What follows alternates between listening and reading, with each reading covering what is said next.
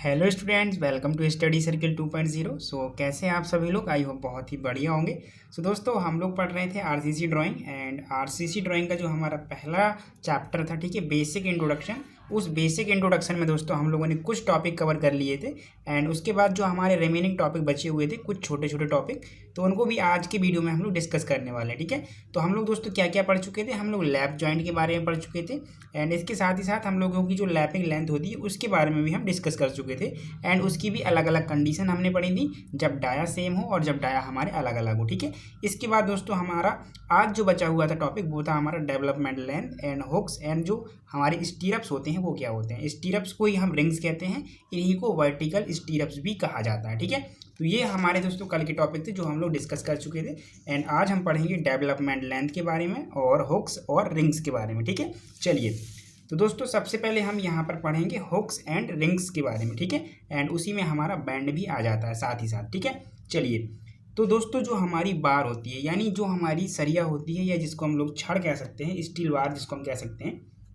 आपने देखा होगा दोस्तों कि जब हमारा कंस्ट्रक्शन वर्क चल रहा होता है या हम कह सकते हैं जिस एंड पर जाकर वो हमारा ख़त्म हो रहा होता है, तो वहाँ पर हम क्या करते हैं कि जो सरिया होता है उसका जो एंड पोर्शन होता है उसको इस तरीके से बैंड कर देते हैं, जैसे कि आप यहाँ पर अलग अलग कंडीशन में देख सकते हो। ठीक है, ये आपने देखा होगा दोस्तों कि जैसे आपका स्लैब बन रहा है तो स्लैब में आपने देखा होगा कि जो आपकी स्टील बार्स होती हैं उनके बाहरी जो किनारे रहते हैं उनको बैंड कर दिया जाता है। ठीक है, कुछ इस तरीके से। ठीक है, इस तरीके से बैंड किया जा सकता है। ठीक है, इस तरीके से किया जा सकता है, इस तरीके से किया जा सकता है और इस तरीके से। ठीक है, अगर हम इसी स्टील बार को, इसका जो ये वाला सिरा है यानी ये वाला, इसको इस तरीके से बैंड करते हैं तो इसको हम कहते हैं 45 डिग्री बैंड।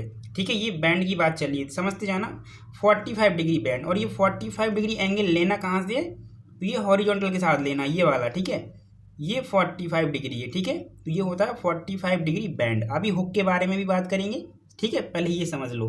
तो ये होता है हमारा 45 डिग्री बैंड। जब यही कॉर्नर 90 डिग्री पर बैंड किया जाता है तो उसे हम कहते हैं 90 डिग्री बैंड एंड जो एंगल लिया जाएगा वो इस साइड से लिया जाएगा। ठीक है, ये 90 और फिर ये भी 90 हो जाएगा।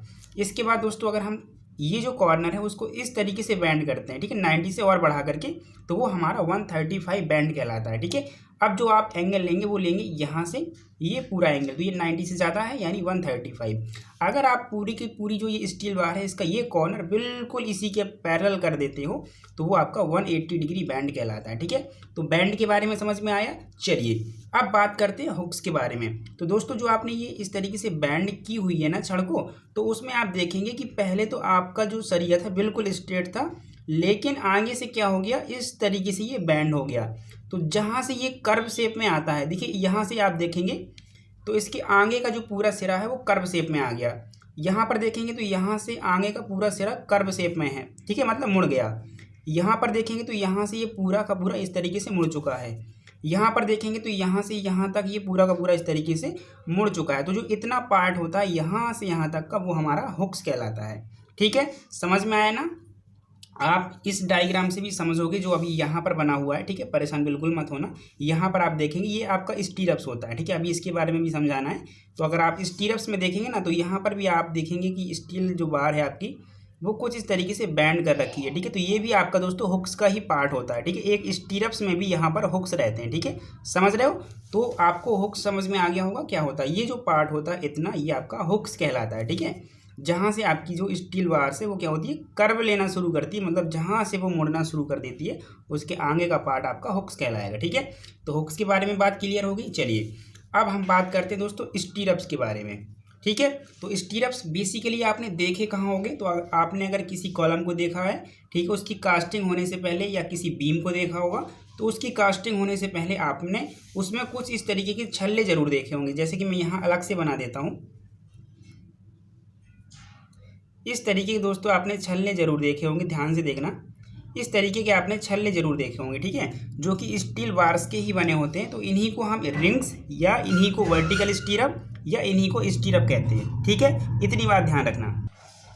ओके दोस्तों, तो आपने ज़रूर इस तरीके के जो रिंग्स होते हैं या जिनको हम स्टीरअप्स कहते हैं या छल्ले कह सकते हैं, ये आपने ज़रूर देखे होंगे बीम में। ठीक है, कुछ इस तरीके से मैं एक सेक्शन बना करके लाया हूँ दोस्तों बीम का, जिसमें आपको यहाँ पर जो ये दिख रहे हैं 1 2 3 4 5 6 7 8 9 10 11 इस तरीके से ये देखिए मैंने एरो भी बना रखा है। तो ये आपके वर्टिकल स्टीरअप्स होते हैं, इन्हीं को हम स्टीरअप्स या इन्हीं को हम लोग रिंग कहते हैं, ठीक है, यानी उदग्र छल्ले कहा जाता है। एंड ये हम क्यों प्रोवाइड करते हैं, तो दोस्तों ये हम इसलिए प्रोवाइड करते हैं ताकि जो हमारा बीम में शियर रेनफोर्समेंट है उसके लिए हम जो है ये स्टीरअप्स प्रोवाइड करते हैं। जो शियर फोर्स डेवलप होता है उसके लिए हम क्या करते हैं, स्टीरअप्स को प्रोवाइड करते हैं। और दूसरा यूज़ क्या है, चलिए वो भी हम समझाते हैं आपको।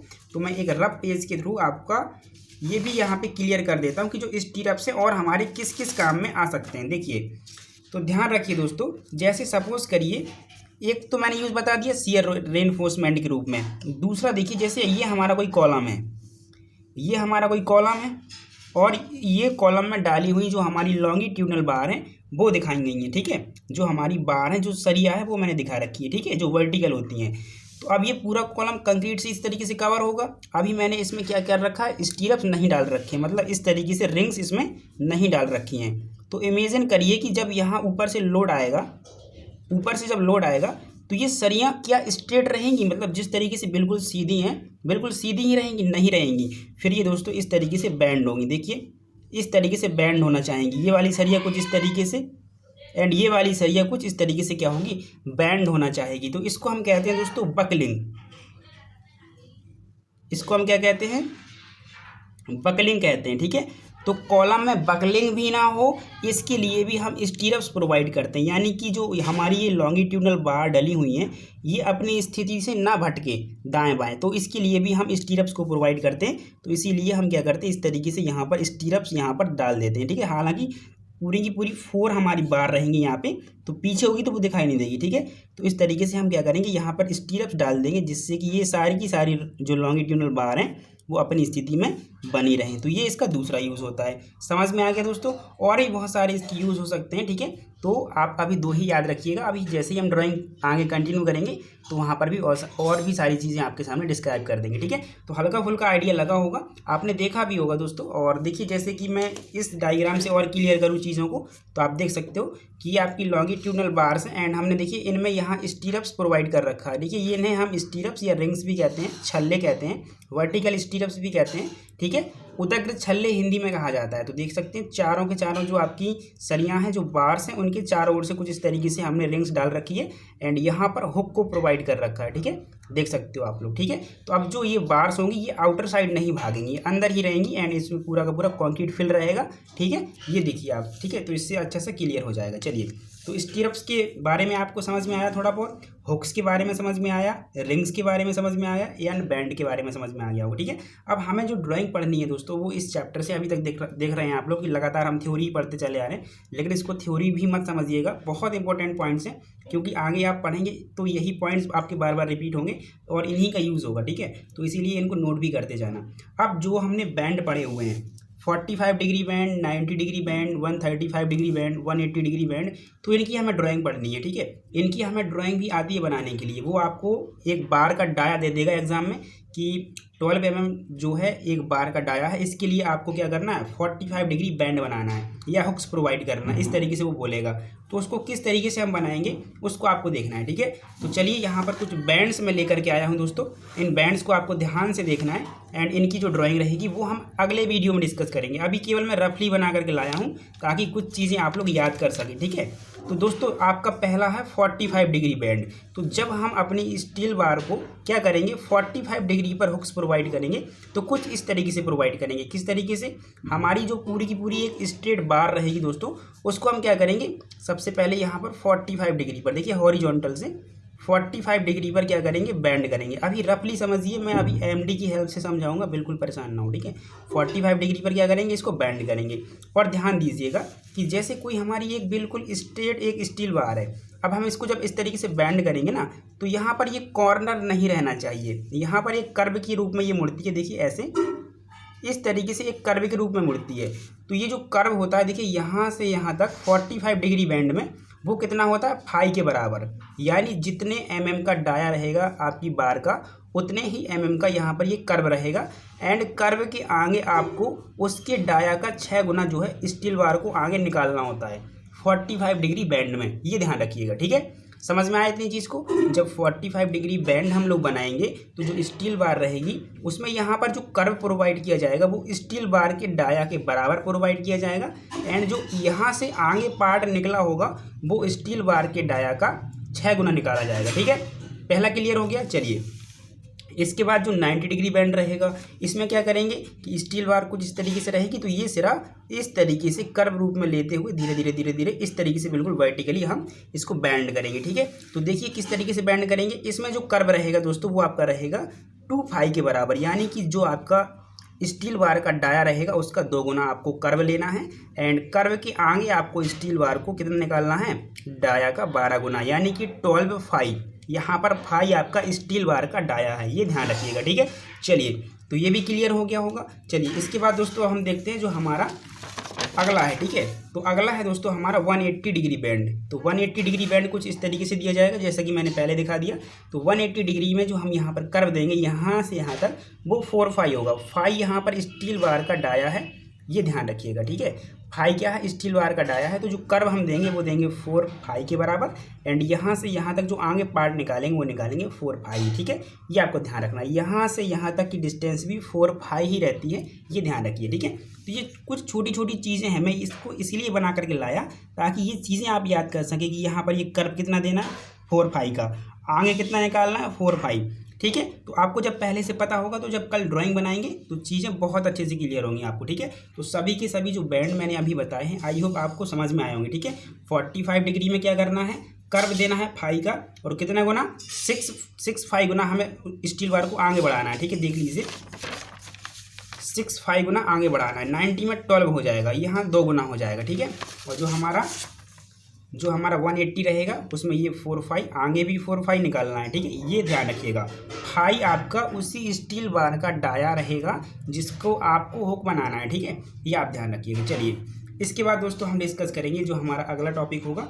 अगला टॉपिक क्या था हमारा, अगला टॉपिक क्या था दोस्तों हमारा, देखिए ये क्लियर हो गया ना, हुक्स एंड रिंग्स क्या होती हैं या स्टीरअप क्या होते हैं, समझ में आ गया।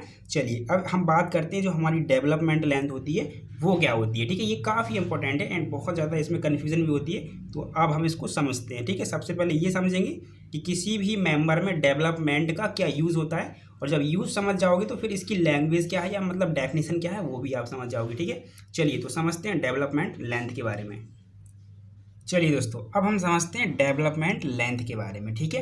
चलिए इसको प्रभावी लंबाई या जो कुछ भी कहा जाता होगा वो थोड़ा देख लेना, मैंने हिंदी में नहीं नोट कर रखा है इसके लिए सॉरी, बट आपको डेवलपमेंट ही याद करना है। मैं पहले भी बता चुका हूँ, आपको जो आरसीसी ड्राइंग पढ़नी है पूरी की पूरी इंग्लिश में पढ़नी है, ठीक है। बिल्कुल परेशान मत होना दोस्तों, क्योंकि इसी इंग्लिश वर्ड का हिंदी में आपको 50 शब्द मिल जाएगा, ठीक है। और एग्ज़ाम में भी वो पता है, अब आपने देखिए मैं चलिए बता देता हूँ। पहले आपने अभी 3rd सेमेस्टर के एग्ज़ाम दिए तो आपको पता होगा कि एग्जामिनर वहाँ पे इंग्लिश वर्ड का ही हिंदी में इंग्लिश लिखता है। जैसे आपका हो गया हाइड्रोस्टैटिक, तो वो पता है जब हिंदी में लिखेगा ना तो वहाँ पे भी हाइड्रोस्टैटिक ही लिखेगा, ठीक है। ये ध्यान रखिएगा, तो इसीलिए आपको इंग्लिश वर्ड याद करने हैं, ठीक है, ताकि एग्जाम में भी आपको दिक्कत ना हो। तो डेवलपमेंट लेंथ क्या होती है इसको तो समझेंगे, लेकिन सबसे पहले ये समझ लेते हैं कि इसका ऑब्जेक्ट क्या है, ठीक है। कोई भी अगर हम कॉन्क्रीट स्ट्रक्चर है या कोई मेंबर है तो उसमें डेवलपमेंट जो लेंथ है उसका यूज़ क्या है, कहाँ दी जाएगी, कैसे दी जाएगी, ये हम थोड़ा सा समझेंगे पहले, फिर उसकी अपने आप डेफिनेशन बाद में निकल करके आएगी, ठीक है। चलिए तो अगर मैं आपसे पहले ये बोलूँ कि कोई भी अगर कॉन्क्रीट स्ट्रक्चर है हमारी, जैसे हम एक घर ले लेते हैं अपना, तो उसमें लोड किस तरीके से ट्रांसफ़र होता है। तो जैसे अगर मैं बात करूं कि हमारा घर ही ले लें हम, तो उस घर में हमारी स्लैब होगी, ऊपर से जो वेट आएगा वो स्लैब पर आएगा, यानी जो हमारी छत होगी उस पे आएगा। स्लैब से वेट हमारा किस पे जाएगा, बीम पे जाएगा। सुनते जाइएगा, जो हमारा ऊपर से कोई वेट आएगा वो हमारा स्लैब पे जाएगा, छत पे जाएगा। छत के बाद जो नीचे बीम से कनेक्टेड है हमारी जो स्लैब, ठीक है, वो बीम पे चला जाएगा लोड। बीम के बाद लोड हमारा कॉलम पे जाएगा, एंड कॉलम के बाद जो लोड हमारा कॉलम के नीचे फुटिंग बनी होगी उसके थ्रू कहाँ चला जाएगा, ग्राउंड में चला जाएगा। एंड ये तभी पॉसिबल है दोस्तों जब सारे के सारे मेंबर एक दूसरे से अच्छे से कनेक्ट हों, मतलब कॉलम के साथ बीम अच्छे से कनेक्ट हो, स्लैब के साथ बीम अच्छे से कनेक्ट हो, तभी ये पॉसिबल है। क्योंकि जो लोड हमारा ट्रांसफ़र हो रहा है वो हमने उस मेंबर में जो रेनफोर्समेंट डाल रखा है, जो सरिया डाल रखा है, जैसे कि मैं यहाँ पर कुछ डायग्राम बना करके लाया हूँ, एक छोटा सा मेंबर मैं लेके आया हूँ, एक कॉलम का एंड एक बीम का, ये आपस में एक दूसरे से कनेक्ट है। लेकिन मुझे लगा समझ में ना आए तो मैं 3D में भी बना लाया, ठीक है। ये देखिए कॉलम है और ये आपका बीम है, ठीक है। तो अब हम यहाँ देखेंगे कि किस तरीके से हमारा लोड यहाँ पर ट्रांसफ़र होगा एंड फिर क्या यूज़ होता है डेवलपमेंट का, वो अपने आप आपको समझ में आ जाएगा। तो मैंने आपको अभी कुछ बोला था कि किस तरीके से लोड ट्रांसफ़र होगा, और ये तभी पॉसिबल है जब आपकी ये दोनों मेंबर बहुत ही अच्छे से कनेक्ट हों। अगर आपकी इस बीम पर कोई भी लोड यहाँ से आ रहा है, सपोज करके यहाँ से कोई आपका लोड आ रहा है इस बीम पर, मान लीजिए, तो ये लोड आपका यहाँ पर जो अंदर आपने रेनफोर्समेंट डाल रखी होगी उसके थ्रू आपका इस कॉलम में तभी ट्रांसफ़र होगा जब इनके बीच का जो इंटरलॉकिंग है बहुत अच्छा हो, ये बहुत अच्छे से एक दूसरे से बंधे हुए हो दोनों मेंबर, तभी ये पॉसिबल है, ठीक है। चलिए, तो अगर मैं आपसे दोस्तों अब यहाँ पर ये बोलूँ, देखिए अब आपको समझ में आएगा डेवलपमेंट लेंथ। अब अगर मैं आपसे ये पूछूँ बोलूँ कि जो हमारा ये बीम है इसमें मैंने कुछ ना कुछ रेनफोर्समेंट डाल रखा होगा, मतलब सरिया डाल रखा होगा, मैंने कॉलम में भी कुछ ना कुछ सरिया डाल रखा होगा। अब उस सरिया को किस नाम से जानते हैं उस पर अभी फोकस मत करिए, ठीक है, कन्फ्यूज़ हो जाएंगे क्योंकि सारे नेम आपको नए मिलेंगे और उसमें थोड़ा सा डिस्टर्ब होंगे आप। तो मान लीजिए कि सरिया है, ठीक है। तो जैसे कि हमारी कॉलम में मैंने 4 सरिया डाल रखी है, 1 2 3 एंड ये 4, ठीक है। समझिए इस चीज़ को, ये मेरा पहला सरिया हो गया, ये मेरा दूसरा सरिया हो गया, ये मेरा तीसरा सरिया हो गया एंड ये मेरा जो कॉलम के अंदर चौथा सरिया है वो हो गया। इसी तरीके से मैंने बीम में भी डाल रखा होगा, ठीक है। तो बीम में भी मैं मान लेता हूँ कि मैंने 4 सरिया डाल रखे हैं, देखिए 1 2 3 एंड ये 4। तो अब यहाँ पर समझना, मेन लॉजिक यहीं से आपका स्टार्ट होगा और तभी आप समझ पाएंगे। मैंने पहला जो सरिया डाला दोस्तों, जब मैं इनकी ढलाई कर रहा था, इनकी कास्टिंग कर रहा था, मैंने सरिया को इस तरीके से डाला कि मैंने सरिया केवल यहीं तक डाला। ये जो सरिया था, एक सरिया से समझ लीजिए, सब समझ में आ जाएगा। मैंने ये जो सरिया है, जो बार है, वो केवल और केवल यहीं तक डाला, इसको इस मेंबर के अंदर नहीं डाला, मतलब इसके अंदर नहीं जाने दिया, मतलब जो कॉलम है उसके अंदर मैंने इस सरिया को नहीं जाने दिया। जो भी सरिया थी, अभी नाम पर मत जाइए, ठीक है, क्या नाम है उसका उस पर मत जाइए, ठीक है। इसके बाद जो आपकी दूसरी बार थी, जो दूसरी बार थी दोस्तों आपकी ये वाली, उसको भी मैंने क्या किया, यहीं तक रखा, उसको मैंने इस कॉलम के अंदर तक नहीं जाने दिया। इसके बाद और जो मेरी बाकी सरिया थी, सभी की सभी मैंने यहीं तक रखी, इनको अंदर नहीं जाने दिया। जो चारों की चारों सरियां हैं उनको मैंने इस मेंबर में नहीं जाने दिया, मतलब जो कॉलम था उसके अंदर नहीं जाने दिया। जब मैंने फ्रेम तैयार किया तो केवल और केवल सरिया यहीं तक रखी और बाद में ढलाई कर दी। तो अब मुझे ये बताइए कि जब लोड आएगा तो क्या ये दोनों आपस में जुड़े रहेंगे? आपको नहीं लगता कि ये यहाँ से ब्रेक हो जाएगा? क्यों ब्रेक हो जाएगा? क्योंकि देखिए इंटरलॉकिंग है ही नहीं बिल्कुल अच्छी। आप देख सकते हैं कि जो कंक्रीट है ये वाली कॉलम की और आपकी जो सरिया है वो अंदर तक ही नहीं गई, तो इंटरलॉकिंग कैसी होगी दोनों के बीच? बिल्कुल नहीं होगी, ठीक है, समझ रहे हो। तो चलिए अब यहाँ पर अगर मैं एक काम और कर दूँ कि ये जो सरिया है, ये जो सरिया है, इसको थोड़ा सा और अंदर इस तरीके से डाल दूँ। ये जो सरिया हैं इनको मैं थोड़ा सा क्या करूँ, और अंदर की ओर डाल दूँ इस तरीके से। एंड डालने के बाद इस तरीके से मैंने इनको डाला सरिया को, एंड डालने के बाद मैंने इनको बेंड कर दिया नीचे की ओर, ठीक है। ऊपर की जो सरियाँ थी इस तरीके से नीचे की ओर ले आया, एंड नीचे वाली थी जो मैं उनको ऊपर ले गया। अभी रफली समझ लो, ठीक है, इस तरीके से। अब मुझे बताइए क्या इन दोनों के बीच इंटरलॉकिंग अच्छी से हो गई होगी? अब अगर आप यहाँ से लोड लगाओगे या इस बीम पर इस साइड लोड लगाओगे कोई भी, तो क्या अब इन दोनों के बीच में मतलब कोई भी डिस्टर्बेंस होगा क्या? अब ये बीम इस कॉलम से अलग होगी? मतलब एक लिमिट तक लोड लगाओगे। अब ऐसा थोड़ी ना कि मतलब लगाते ही जाओगे, मतलब एक लिमिट तक, जिस लिमिट तक के लिए इसको डिज़ाइन किया गया है, अगर उतना लोड आएगा तो क्या ये दोनों यहाँ से ब्रेक होंगे? अब ब्रेक नहीं होंगे। क्यों ब्रेक नहीं होंगे? क्योंकि आपने कुछ एक्स्ट्रा बार को अंदर जो है कॉलम तक पहुँचा दिया है, ठीक है। तो दोस्तों आपने जितनी जो आपकी सरिया थी उस, ठीक है, ये पूरी की पूरी, उसमें से आपने यहाँ से कितने लेंथ की सरिया अंदर डाल रखी है, ये देखिए एक्स्ट्रा, उसी लेंथ की सरिया को हम कहते हैं दोस्तों डेवलपमेंट लेंथ। समझ रहे हो? तो उसकी छोटी सी डेफिनेशन मैंने यहाँ पे नोट कर रखी है, आई होप समझ में आ गई होगी। थोड़ा सा पढ़ेंगे तो और अच्छे से समझ में आ जाएगा। मैंने अपनी लैंग्वेज में समझाया तो थोड़ा सा आपको अलग लग रहा होगा, लेकिन एक बार पढ़िए तो और अच्छे से समझ में आ जाएगा। मैंने क्या बोला, डेवलपमेंट लेंथ के बारे में लिखा है कि कॉन्क्रीट और स्टील बार के बीच में डिजायर्ड बॉन्ड स्ट्रेंथ को इस्टेब्लिश करने के लिए कॉलम के अंदर स्टील बार की जो मिनिमम लेंथ डाली जाती है उसे डेवलपमेंट लेंथ कहते हैं। तो वही तो यहाँ पर कहा गया है कि जो हमारा ये कंक्रीट है और जो हमारा स्टील है उनके बीच में हमारी जो बॉन्ड स्ट्रेंथ है वो अच्छी सी बनी रहे, बॉन्डिंग अच्छी सी बनी रहे। तो हमने ये जो सरिया है वो कॉलम के अंदर जितनी एक्स्ट्रा लंबाई की डाल रखी है वो लेंथ हमारी क्या कहलाएगी, डेवलपमेंट लेंथ कहलाएगी। ठीक है, समझ रहे हो।